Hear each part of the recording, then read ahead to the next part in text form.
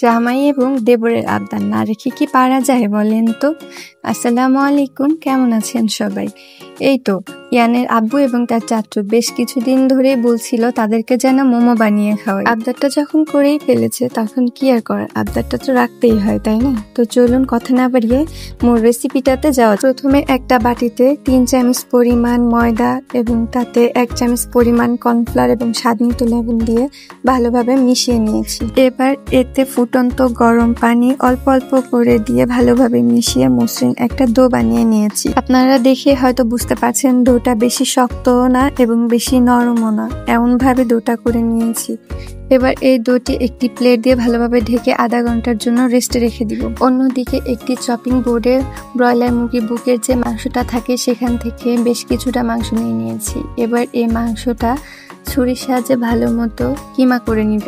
এবার এই কিমার মধ্যে পরিমাণ মতো লেবুর রস, সয়া সস, একটি কাঁচামরিচ কুচি, পেঁয়াজ কুচি, গাজর কুচি, কালো গোলমরিচের গুঁড়া, ভাজা জিরা গুঁড়া, 1 চামচ রসুন বাটা এবং 1 চামচ আদা বাটা এবং স্বাদ মতো লবণ দিয়ে ভালোভাবে মিশিয়ে নিয়েছি। তারপর রেগুলার রান্নার যে তেল সেটা আমি একটু গরম করে দিয়েছি এবং মিশ্রণটা খুব ভালোভাবে মিশিয়ে আমি একটা সাইডে রেখে দিব। এবার যে ডোটা আমি একটা ঢাকনা দিয়ে ঢেকে রেখে দিয়েছিলাম সেটা বের করে ভালো করে একটু মথে নিব। এবার এখান থেকে বেশ কিছুটা ডো নিয়ে আমি বড় সাইজের একটা রুটি বেলে নিব। রুটির পুরুত্বটা এমন হবে যে খুব বেশি মোটাও না এবং খুব বেশি পাতলাও না।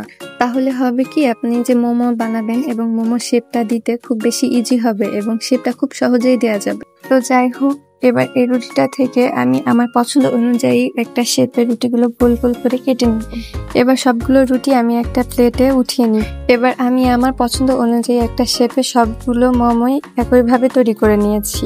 আপনাদের বুঝার সুবিধার্থে আমি মোমোগুলো যেভাবে তৈরি করেছি সেটা আপনাদেরকে একটু ডিটেলসে দেখানোর চেষ্টা করেছি। আশা করি আপনারা ভিডিওটি দেখলে বুঝতে পারবেন যে আমি কিভাবে শেপটা দিয়েছি। এভাবেই যে আপনাদেরকে শেপটা দিতে হবে সেটা কিন্তু না, আপনারা চাইলে আপনাদের নিজেদের পছন্দ অনুযায়ী শেপে তৈরি করতে পারেন। তো যাই হোক, আমার ওই ডোটা থেকে কিন্তু আমার অলরেডি 25টা মোমো তৈরি হয়ে গেছে। এখন মোমোটা স্টিম করব। আসলে স্টিম বললে ভুল হবে, আসলে এটা কিছুটা ভাজা হবে এবং কিছুটা স্টিম হবে, এরকম আর কি, দুইটার মাঝামাঝিতে যাবে।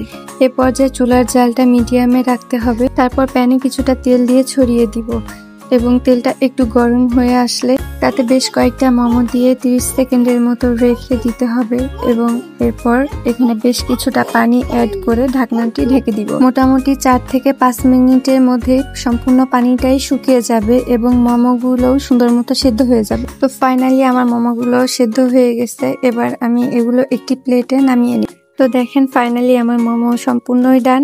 দেখতেও যেমন মাশাআল্লাহ অনেক সুন্দর হয়েছে, খেতেও কিন্তু অনেক মজার ছিল। তো আজকে এ পর্যন্তই, দেখা হবে পরের কোনো ভিডিওতে। ততক্ষণ পর্যন্ত সবাই ভালো থাকবেন, সুস্থ থাকবেন। আল্লাহ হাফেজ।